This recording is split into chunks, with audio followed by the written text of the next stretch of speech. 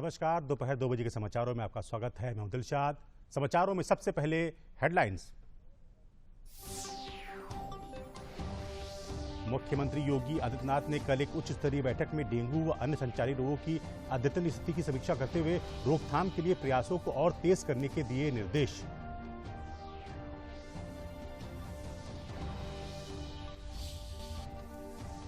रहस्यमय बुखार से हापुड़ के औरंगाबाद गांव में 6 की मौत, 300 से अधिक बीमार। स्वास्थ्य विभाग ने गांव में हेल्थ चेकअप कैंप लगाया। घर घर बीमारों की जा रही है निगरानी और इलाज।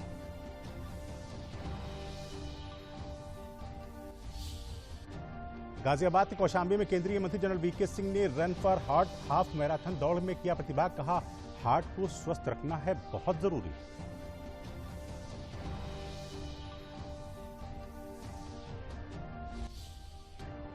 और शाहजहांपुर में लोक निर्माण विभाग मंत्री जितिन प्रसाद ने विभाग के अधिकारियों एवं जनप्रतिनिधियों के साथ की समीक्षा बैठक। कहा, निर्माण कार्यों को गुणवत्ता के साथ निर्धारित समय में किया जाए पूरा।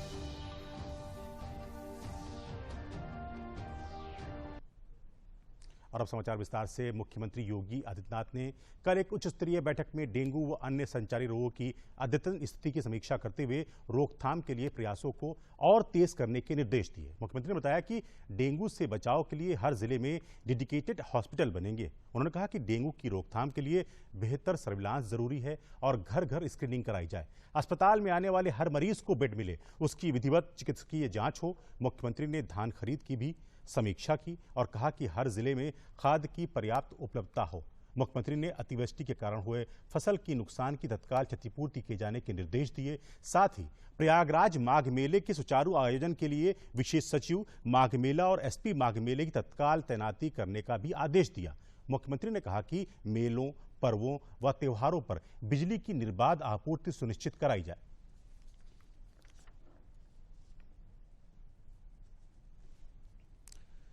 हापुड़ जनपद के गांव औरंगाबाद में रहस्यमय बुखार से करीब आधा दर्जन लोगों की मौत हो गई, जबकि गांव के करीब 300 अन्य लोग बीमार हो गए।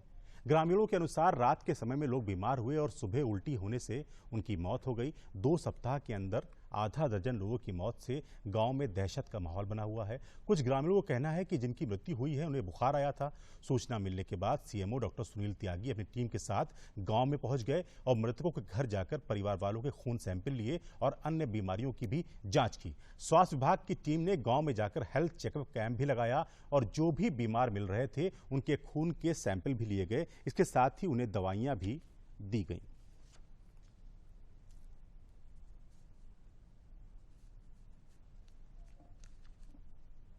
माननीय जिला पंचायत अध्यक्ष महोदय ने मुझे बताया था कि यहाँ पर कुछ लोग बीमार भी हैं और डेथ भी हुई है, तो आज मैंने स्वयं यहाँ का ये सर्वे किया है और मैं खुद उन जो 5 मृत्यु बता रहे हैं उनका सर्वे कराऊंगा। और गांव में कल भी हेल्थ कैंप लगाया था, आज भी लगा हुआ है। और जब तक यहाँ पर ग्रामवासियों को रोग से मुक्ति नहीं मिल जाती, मेरा प्रयास लगातार जारी रहेगा। हमें ग्राम प्रधान जी की तरफ से सूचना मिली थी कि यहाँ पे बुखार के काफ़ी मरीज हैं और ये सूचना दी गई थी कि 5 लोग बुखार से जो पीड़ित थे वो एक्सपायर कर गए हैं और एक पेशेंट थे सस्पेक्टेड कैंसर का बताया जा रहा है। हमें पता नहीं, जो प्रधान जी ने बताया कि सस्पेक्टेड कार्सिनोमा का पेशेंट था, वो भी एक्सपायर किया हुआ है। तो टोटल 6 मौतें हुई हैं यहाँ पे। तो सूचना मिली, तो सूचना के बाद स्वास्थ्य विभाग ने यहाँ पे कल भी कैंप लगाया है और आज भी कैंप लगाया। कल जो कैंप लगा है उसमें 70 जांचें हुई थी, 70 जांचें हुई हैं ब्लड की टेस्टिंग। उसमें से 5 टाइफाइड पॉजिटिव आए हैं, डेंगू कोई पॉजिटिव नहीं आया। कल मेरे को फ़ोन किया था प्रधान जी ने, तो कल मैं तुरंत ही आई हूँ और मैंने देखा है कि 19 साल का जो बच्चा था, ये बड़ी दुखद घटना हमारे लिए, उसकी डेथ हो गई है और कारण था कि डेंगू बताया गया। और एक महिला थी 27 साल करीबन उसकी उम्र है, वो भी डेंगू से ही गई हैं। तो मुझे लग रहा है कि डेंगू ने यहाँ पैर पसार दिए हैं। और जैसे ही मेरे को पता चला, तुरंत सीएमओ को फ़ोन किया मैंने और उनको निर्देश दिए कि अपनी टीम को यहाँ बुलाइए और बड़े स्तर पे जांच कराएं। तो आज आप देख रहे हैं जैसा कि बड़े स्तर से जांच हो रही है। 2 महीने से यहाँ पे डेंगू की प्रक्रिया चली हुई है और करीब 300-400 आदमी जो है हॉस्पिटल में एडमिट है और 15-20 दिन के पीरियड में अभी तक 7 मौत हो चुकी हैं। आपको बता दें कि आतंकवाद के वित्त पोषण का मुकाबला करने के लिए आतंकवाद के लिए धन नहीं विषय पर तीसरा मंत्री स्तरीय सम्मेलन 18 और 19 नवंबर को दिल्ली में आयोजित होने जा रहा है। सम्मेलन की मेजबानी अंतर्राष्ट्रीय आतंकवाद के मुद्दे को महत्व देने के साथ साथ इस खतरे के खिलाफ भारत की जीरो टॉलरेंस नीति को दर्शाती है। केंद्रीय गृह मंत्री अमित शाह सम्मेलन में भाग लेंगे और आतंकवाद के खिलाफ अपनी लड़ाई में भारत के दृढ़ संकल्प से अवगत कराएंगे। सम्मेलन का उद्देश्य आतंकवाद के वित्त पोषण पर मुकाबला करने पर चर्चा को आगे बढ़ाना है। आतंकवाद के लिए धन नहीं विषय पर आयोजित 2 दिवसीय सम्मेलन में 75 देशों और अंतर्राष्ट्रीय निकायों के प्रतिनिधियों को अपने विचार व्यक्त करने का अवसर मिलेगा।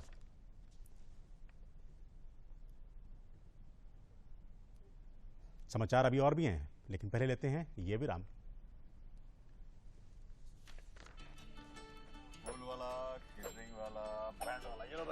बैंड बजेगी पापा, अगर गड़बड़ हुई तो गए पैसे। अरे नहीं रे, बैंक संभाल लेगा। कैसे? मैंने पॉजिटिव पे सिस्टम पे रजिस्टर किया है। बैंक को चेक्स और बेनिफिशियरीज की जानकारी दे दी है। बैंक चेक करेगा, जांच करेगा, डिटेल्स मैच नहीं तो क्लियरेंस नहीं। अच्छा, लाइए मुझे दीजिए। फोटो वाला, लाइट वाला, मंडप वाला। आरबीआई कहता है जानकार बनिए, सतर्क रहिए। बिल्कुल सही कह रहे हैं। उप मुख्यमंत्री ब्रजेश पाठक कल रामपुर में अल्पसंख्यक पसमानदा सम्मेलन में शामिल हुए।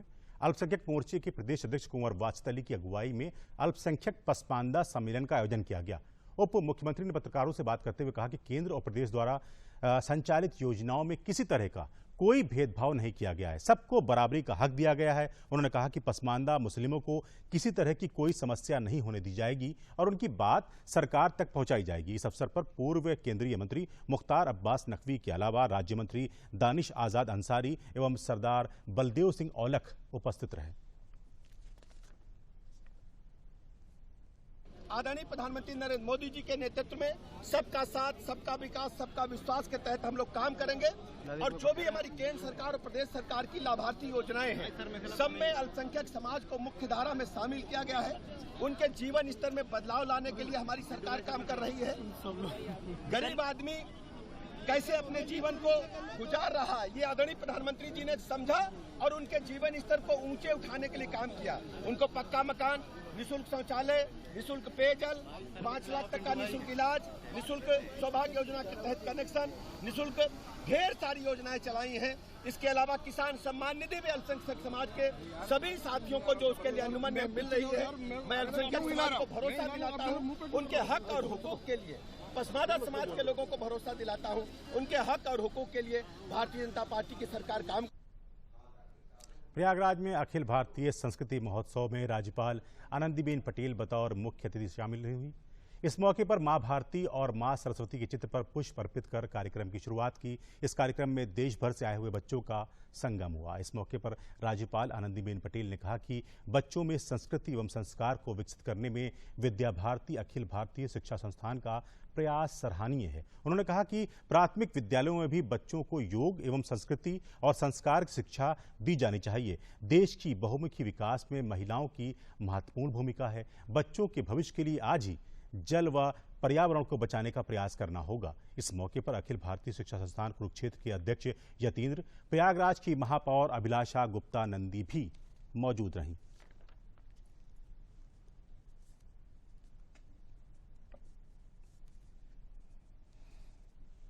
विद्या भारती ने संस्कृति को महत्वपूर्ण माना है। शिक्षा का महत्वपूर्ण भाग है कि संस्कृति युक्त नागरिक का जीवन निर्माण होना चाहिए ताकि उसमें मनुष्यत्व के गुण विकसित हों। इसीलिए हम विद्यालय से लेकर अखिल भारतीय स्तर तक इसका प्रयत्न करते हैं बच्चों में सांस्कृतिक गुणों का विकास हो। तो ये बच्चे विद्यालय से जीतते हुए अपने अपने स्थान से प्रांत क्षेत्र केंद्र तक आए हैं। उसका ये संस्कृति महोत्सव के नाम से कुछ वर्षों से ही हमने ये आयोजन प्रारंभ किया है। कुछ और इसमें बातें जोड़ेंगे आगे चलकर। जो कार्यक्रम हमेशा कुरुक्षेत्र में होता था वो पहली बार प्रयागराज में हुआ और उससे बड़ा सौभाग्य कि हम सब की गार्जियन के रूप में और जो संस्कृति को और मातृशक्तियों को और बेटियों को और खासकर राष्ट्र को आगे बढ़ाने में अपना पूरा सहयोग दे रही हैं, वो मुख्य अतिथि बनकर हमारी राज्यपाल महोदया यहाँ पर आई और उन्होंने हम सबको मार्गदर्शन भी दिया और बहुत अच्छा लगा। यहाँ बहुत सारे जिले के बच्चे आए हैं और उन बच्चे जिस तरह से उनके अंदर जो प्रतिभाएं हैं वो यहाँ पर अपने प्रतिभाओं को दिखाएंगे। किसी को लिखने का प्रतिभा है, किसी को बहुत आर्ट उनकी अच्छी है, कोई खेलकूद में प्रतिभावान है, तो सभी अपनी प्रतिभा को दिखाएंगे और एक अच्छा माध्यम है कि बच्चों की प्रतिभा को एक प्लेटफॉर्म मिलता है। और विश्व प्रसिद्ध पवित्र श्री बद्रीनाथ धाम के कपाट शीतकाल के लिए बंद होने की प्रक्रिया के तहत आगामी 15 नवंबर से पंच पूजाएं शुरू होंगी। धाम के कपाट 19 नवंबर को शीतकाल के लिए बंद हो जाएंगे। बद्रीनाथ केदारनाथ मंदिर समिति के मुताबिक बद्रीनाथ धाम के कपाट शीतकाल के कारण बंद होने के कार्यक्रम पंच पूजाएं 15 नवंबर से शुरू हो जाएंगी। 15 नवंबर को शाम के बाद गणेश जी के कपाट बंद कर दिए जाएंगे। आदि केदारेश्वर को 16 नवंबर को समाधि रूप देकर कपाट बंद कर दिए जाएंगे। 17 नवंबर को खंड पुस्तक पूजन के बाद वेद ऋचाओं का वाचन बंद हो जाएगा। माता लक्ष्मी की 18 नवंबर को पूजा अर्चना की जाएगी। 19 नवंबर को रावल स्त्री भेष धारण कर माता लक्ष्मी को बद्रीनाथ के सामने प्रतिष्ठित करेंगे। इससे पहले उद्धव कुबेर मंदिर परिसर में आ जाएंगे और इसी दिन शाम 3:35 पर बद्रीनाथ धाम के कपाट शीतकाल के लिए बंद हो जाएंगे।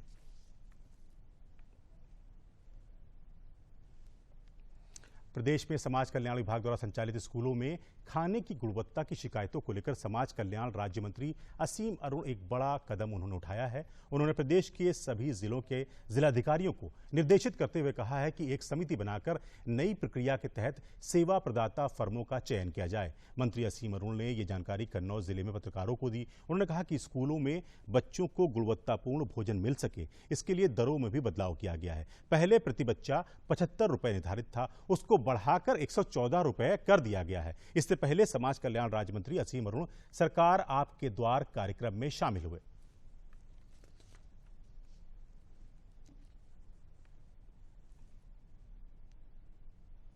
ये कुछ स्कूल हैं जहाँ से खाने की शिकायत आई थी और इसको पूरी तरीके से हम लोगों ने बदल दिया। जो ठेकेदार उस काम को कर रहे थे उसको हम लोगों ने प्रत्येक जनपद में जिलाधिकारी की अध्यक्षता में टीम बनाई है और वो क्रय कर रही है, चयनित कर रही है ठेकेदार को, और साथ साथ बच्चों को अच्छे से अच्छा खाना मिले इसके लिए इसकी दर को बढ़ाया गया है। 75 रुपये से बढ़ा के 114 रुपये प्रतिदिन कर दिया गया है। तो इससे खाने की धनराशि वो भी बढ़ गई है और क्वालिटी सुधारने के लिए सारे प्रबंध किए गए हैं। जो हमारे वृद्धाश्रम है वो अच्छी तरह संचालित हैं। जहाँ तक मुझे पता है खाने की शिकायत अभी कहीं नहीं है। शाहजहांपुर में मंत्री लोक निर्माण विभाग जितिन प्रसाद ने शनिवार शाम को विकास भवन सभागार में लोक निर्माण विभाग के अधिकारियों एवं जनप्रतिनिधियों के साथ विभागीय बैठक की। उन्होंने सभी कार्य त्वरित गति से समयबद्ध एवं गुणवत्तापूर्ण ढंग से पूर्ण करने के निर्देश दिए। उन्होंने कड़े निर्देश दिए कि निर्माण कार्यों को पूरी गुणवत्ता के साथ निर्धारित समयावधि में पूर्ण किया जाए। उन्होंने कहा कि गुणवत्ता के साथ कोई समझौता नहीं किया जाएगा एवं लापरवाही करने वालों के विरुद्ध कठोर कार्रवाई की जाएगी। पत्रकार वार्ता में उन्होंने कहा कि पिछले महीने भारी वर्षा के कारण प्रदेश की सड़कें काफी क्षतिग्रस्त हो गई हैं। उन्होंने कहा कि प्रदेश की सड़कें जल्द से जल्द ठीक कराई जाएं। उन्होंने कहा कि मुख्यमंत्री एवं प्रदेश सरकार की जीरो टॉलरेंस पॉलिसी के तहत कार्यों को कराया जाएगा और लापरवाही बरतने वालों के विरुद्ध कठोर कार्रवाई की जाएगी। माननीय मुख्यमंत्री जी की मंशा भी है कि सभी क्षतिग्रस्त सड़कें युद्ध स्तर पे उनकी मरम्मत, आवागमन और मोटरेबल बनाई जाएं और उसी को दृष्टिकोण में रखते हुए आज यहाँ शाहजहांपुर जनपद की बिंदवार सभी जनप्रतिनिधियों के साथ, सांसदों और विधायक के साथ चर्चा की गई है, विभाग के अधिकारियों के साथ, कि कौन सी सड़कों में कितनी प्रगति हुई है मरम्मत की और आने वाले समय में कहाँ पे और विशेष ध्यान देके सड़कों को सही कराना है और जहां कमी पाई गई, जहां विलंब होगा और जहां गुणवत्ता से कोई भी ढिलाई होगी तो सख्त से सख्त कार्रवाई होगी। माननीय मुख्यमंत्री जी की सरकार की जीरो टॉलरेंस पॉलिसी के तहत काम होगा और किसी तरीके की कोई भी ढिलाई या कमी बर्दाश्त। उधर जनपद गाजियाबाद के कौशाम्बी स्थित यशोदा अस्पताल ने run for heart half marathon का एक बड़ा आयोजन किया, जिसमें केंद्रीय मंत्री वीके सिंह ने प्रतिभाग किया। केंद्रीय मंत्री वीके सिंह और हजारों की संख्या में लोग रन फॉर हार्ट के लिए दौड़ते हुए नजर आए। इस दौरान यशोदा अस्पताल के डायरेक्टर पीएन अरोड़ा एवं अनेकों डॉक्टरों ने भी इस मैराथन में हिस्सा लिया। इस मैराथन दौड़ में हिस्सा लेने के लिए महाराष्ट्र, गुजरात और राजस्थान से भी बड़ी संख्या में लोग पहुंचे हैं। केंद्रीय मंत्री जनरल वीके सिंह ने कहा कि इस दौड़ के पीछे एक संदेश छिपा है, अपने हार्ट की पंपिंग अच्छे से करें जिससे कि आपका हार्ट स्वस्थ रहे और आप भी हमेशा स्वस्थ रहें।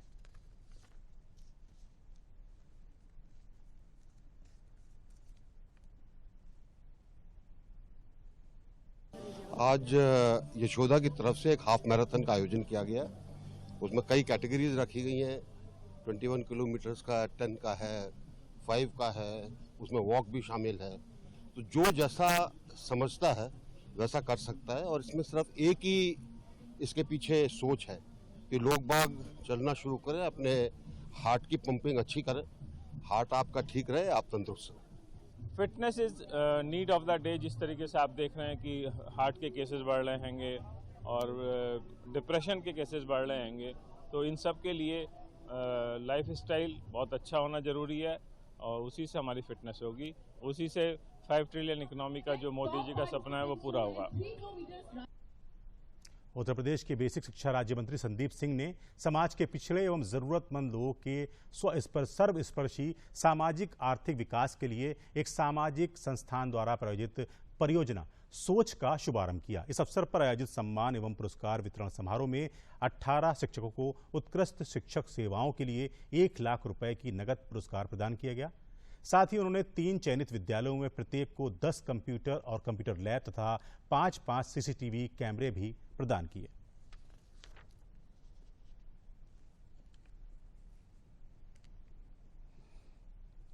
शिक्षकों से अनुरोध करूंगा कि हम सब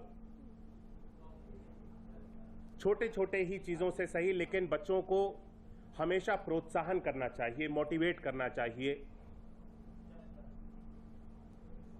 क्योंकि जब तक पॉजिटिविटी सबसे ज्यादा आवश्यक है, किसी भी विद्यालय में आप जाएंगे, किसी भी क्लासरूम में जाएंगे, जब तक एक सकारात्मक वातावरण को हम सब लोग नहीं बनाएंगे, तब तक कोई भी बच्चा शिक्षा से अपने आप को जुड़ा हुआ नहीं महसूस कर सकता।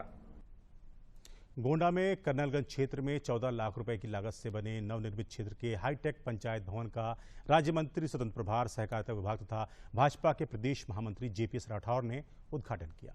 कर्नलगंज पहुंचने पर राठौर का जोरदार स्वागत किया गया। उन्होंने कहा कि ये पंचायत भवन सचिवालय नहीं, विकास का मंदिर है। मुख्यमंत्री के भ्रष्टाचार पर जीरो टॉलरेंस नीति के तहत कार्य किया जा रहा है, जिससे भ्रष्टाचार को रोका जा सके और विकास को हर क्षेत्र में पहुंचाया जा सके। राष्ट्रीय ग्रामीण स्वराज योजना अंतर्गत निर्मित पंचायत भवन को सहकारिता मंत्री ने विकास का मंदिर कहकर प्रधानमंत्री और मुख्यमंत्री के निर्देशानुसार चलाए जा रहे विकास कार्यों का प्रतीक बताया, जिसको लेकर उन्होंने गांव के प्रधान, सचिव, खंड विकास अधिकारी, एडीओ पंचायत तथा सभी संबंधित अधिकारियों को बधाई दी। ऐसा है कि आज लालेमऊ में मैंने एक विकास के मंदिर को देखा। एक ग्राम सचिवालय नहीं है, विकास का मंदिर है। और माननीय योगी आदित्यनाथ जी ने जिस तरीके से कहा है कि भ्रष्टाचार पर जीरो टॉलरेंस रहेगा, कानून व्यवस्था पर अगर कोई प्रहार करने का काम करेगा, अपराधियों के प्रति हमारा जीरो टॉलरेंस रहेगा, उसके एक प्रतिरूप के रूप में जो सुंदर सा भवन ग्राम सचिवालय के रूप में यहाँ पर स्थापित हुआ है। मैं यहाँ पर जिन लोगों ने इस सुंदर भवन को बनाया है, ब्लॉक के प्रमुख समेत सभी अपने जो ग्राम प्रधान हैं और बाकी सचिवालय के जो सचिव हैं, इन सब लोगों को बधाई देना चाहता हूं कि माननीय योगी आदित्यनाथ जी, माननीय प्रधानमंत्री नरेंद्र मोदी जी के विचारों को वो आगे बढ़ाने का काम। उधर नोएडा में एयर क्वालिटी बहुत खराब होने की वजह से धुंध है। System of air quality and weather forecasting and research SAFAR के अनुसार नोएडा में AQI 341 दर्ज किया गया, जो कि बहुत खराब श्रेणी में है। बढ़ते प्रदूषण के कारण लोगों को दिक्कतें हो रही हैं, साथ ही गले में खराश, सीने में जकड़न जैसी शिकायत हर उम्र में देखने को मिल रही है।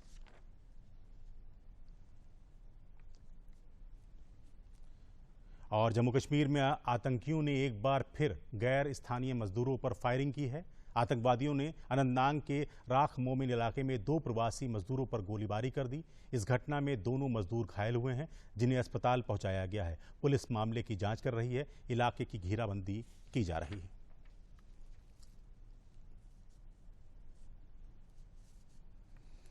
चलिए आगे बढ़ते हैं। जनपद कासगंज में सरकार की मंशा के अनुरूप जिलाधिकारी हर्षिता माथुर की अध्यक्षता और जिला बेसिक शिक्षा अधिकारी राजीव कुमार के निर्देशन में निपुण भारत मिशन, ऑपरेशन कायाकल्प और एमडीएम टास्क फोर्स के अंतर्गत जिले के सभी विद्यालयों में काफी तेजी से बहुत अच्छे कार्य किए गए हैं। इन कार्यों के लिए कासगंज के बीएसए राजीव कुमार के प्रयासों की सराहना की जा रही है। विद्यालयों में शिक्षण कार्य को रुचिकर बनाया जा रहा है। दीवारों पर पेंटिंग और विद्यालय के वातावरण को हरा भरा बनाने के लिए पौधारोपण आदि कार्य किए जा रहे हैं, जिससे बच्चे शिक्षा के प्रति स्वयं आकर्षित हों। प्राथमिक विद्यालयों मामू की सहायक अध्यापकों शिवांगी गौड़ ने बताया कि विभाग द्वारा उनके विद्यालय में निःशुल्क वितरण के लिए 100% किताबें प्राप्त हो चुकी हैं, जिनका विद्यालय के बच्चों में वितरण कराया जा चुका है। विद्यालयों में बच्चों की उपस्थिति के लिए विशेष प्रयास किए गए हैं। इसका सकारात्मक परिणाम मिल रहा है। कासगंज जिले के 985 विद्यालयों में कक्षावार शिक्षकों को निपुण भारत के लक्ष्य प्राप्त करने का टारगेट दिया गया है।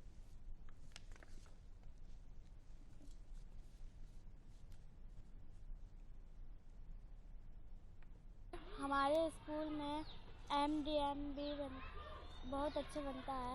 हमारे स्कूल में टॉयलेट भी है और पानी की सुविधा भी है।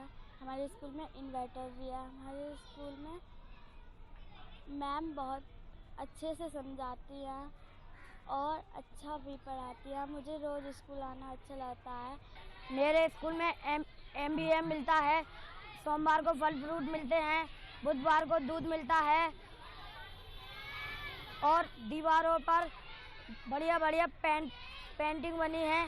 हम उनको देख देख के सीखते हैं। यहाँ शुद्ध पेयजल, लाइब्रेरी की सुविधा, बच्चों के लिए इन्वर्टर की जो फैसिलिटी है वो भी बच्चों को दी जा रही है। इनके अलावा हम लोग अच्छा डेली शुद्ध साफ पका हुआ एमडीएम बच्चों को बंटवाते हैं, जिसकी सुविधा सरकार की तरफ से दी जा रही है।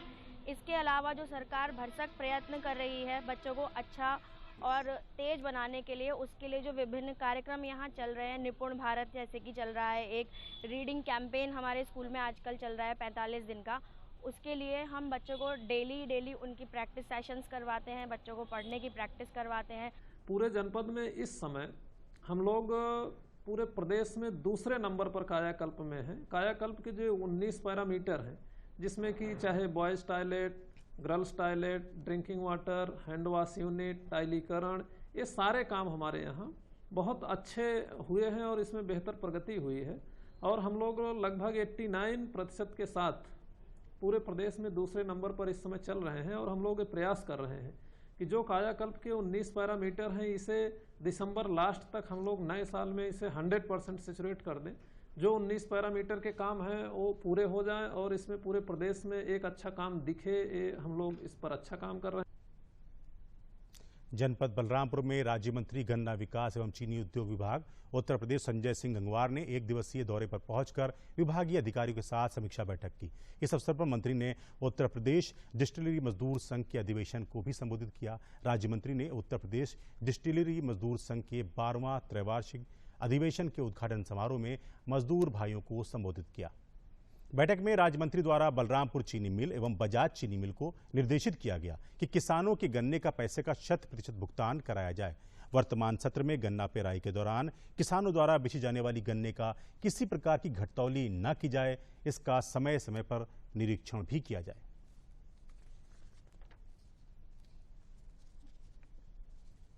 उत्तर प्रदेश की योगी सरकार ने गन्ना किसानों के हित में गन्ने का भुगतान आपके यहाँ जनपद का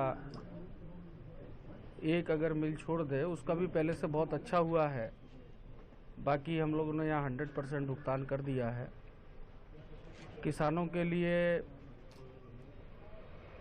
मिल शुरू होने वाली है, उनको गन्ना लाने में कोई परेशानी ना हो। गन्ने के यार्ड में जहाँ वो ट्रॉलियाँ खड़े करते हैं वहाँ प्रॉपर शौचालय, उनको रात में ठंड में ठहरने की व्यवस्था, इन चीज़ों पे भी काम किया गया है। गन्ने का रकबा भी इस जनपद में भी बढ़ा है और पूरे उत्तर प्रदेश में भी गन्ने का रकबा बढ़ा है। और पूरे देश में उत्तर प्रदेश गन्ना उत्पादन में प्रथम है। इसके लिए मैं उत्तर प्रदेश के गन्ना किसानों को ढेर सारी। वाराणसी की लगभग 150 साल पुरानी संस्था नागरी नाटक मंडली कबीर चौरा वाराणसी के द्वारा बाल नाट्य महोत्सव का 3 दिवसीय कार्यक्रम आयोजित किया गया है। इस पूरे नाटक कार्यक्रम में सिर्फ बच्चों की ही प्रतिभागिता रहेगी और बच्चे ही सभी तरह के नाट्य अभिनय को संपादित करेंगे। नाट्य बाल महोत्सव पहली बार हो रहा है, जिससे कि बच्चों की प्रतिभाओं को और निखारा जाए और बच्चों को एक उचित मंच प्रदान कर नाटक चित्र में उनको प्रोत्साहित कर उनके अंदर की छिपी प्रतिभा को बढ़ावा दिया जाए। इस कार्यक्रम की अध्यक्षता गायिका उत्तर प्रदेश संगीत नाटक अकादमी की पुरस्कृत सुरचिता दास गुप्ता ने की।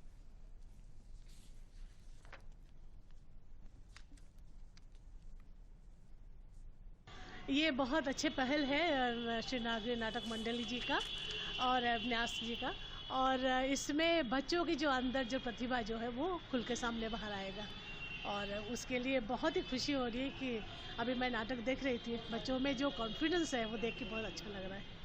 ये बहुत अच्छा प्रयास है नागरी नाटक मंडली द्वारा, ताकि ये नए नए जो नामांकुर है ना वो भविष्य है हमारे, जो है हम लोग तो पीछे छूटते जा रहे हैं, तो भविष्य में अगर ऐसे कलाकार तैयार करें तो ये हमारे शहर के, हमारे देश के नाम रोशन करेंगे, और इसी में से कोई अमिताभ बच्चन बनेगा तो कोई माधुरी दीक्षित बनेगी, तो ऐसे कलाकार हम चाहते हैं कि तैयार हो यहाँ पे। और जनहित foundation Meerut, India water partnership, national water mission, जल शक्ति मंत्रालय भारत सरकार द्वारा कैच द रेन अभियान के अंतर्गत मेरठ के 40 स्कूलों में जल संरक्षण और वर्षा जल संचयन के लिए जागरूकता कार्यक्रम का आयोजन किया गया था। और इसी कड़ी में बीडीएस इंटरनेशनल स्कूल में 2 रेन वाटर हार्वेस्टिंग सिस्टम भी लगाए गए हैं। इस महोत्सव के अंतर्गत 2 प्रतियोगिताओं का आयोजन किया गया, जिसमें थिएटर प्रतियोगिता और प्रदर्शनी प्रतियोगिता रही। इन प्रतियोगिताओं में जनपद मेरठ के 28 स्कूलों ने थिएटर प्रतियोगिता में भाग लिया और 24 स्कूलों के छात्रों द्वारा प्रदर्शनी लगाई गई। दोनों प्रतियोगिताओं का विषय जल संरक्षण व वर्षा जल संचयन रहा। सभी विजेताओं को जनहित फाउंडेशन के अध्यक्ष Anita Rana, India water partnership की सदस्य डॉक्टर वीना खंडूरी द्वारा ट्रॉफी देकर सम्मानित किया गया।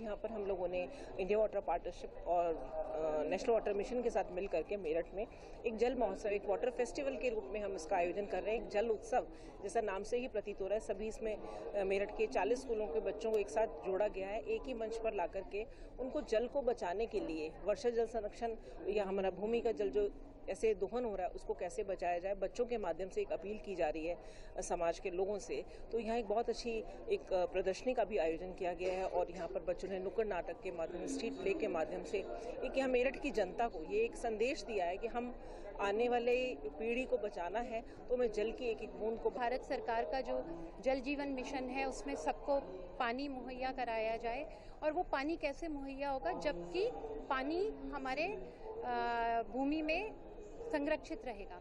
तो उस पानी को कैसे संरक्षित किया जाए और उसका दोहन ना हो, और उसको हम कैसे वर्षा जल के माध्यम से उसको संरक्षित कर सकते हैं, आज उसी को लेकर के हमने बच्चों को यहाँ पर बुलाया है।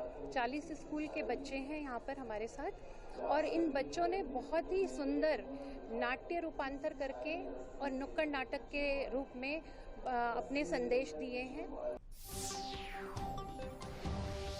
मुख्यमंत्री योगी आदित्यनाथ ने कल एक उच्च स्तरीय बैठक में डेंगू व अन्य संचारी रोगों की अद्यतन स्थिति की समीक्षा करते हुए रोकथाम के लिए प्रयासों को और तेज करने के दिए निर्देश।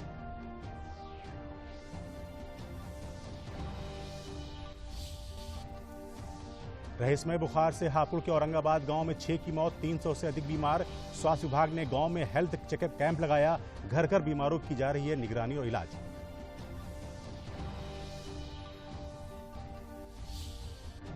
गाजियाबाद के कौशाम्बी में केंद्रीय मंत्री जनरल वीके सिंह ने run for heart half marathon दौड़ में किया प्रतिभाग, कहा हार्ट को स्वस्थ रखना है बहुत जरूरी।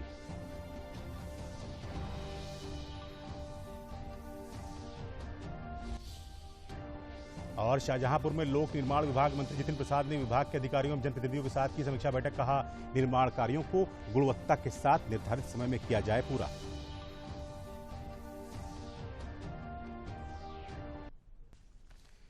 इसी के साथ समाचार समाप्त हुए। हमें दीजिए अनुमति, आप देखते रहिए दूरदर्शन उत्तर प्रदेश। नमस्कार।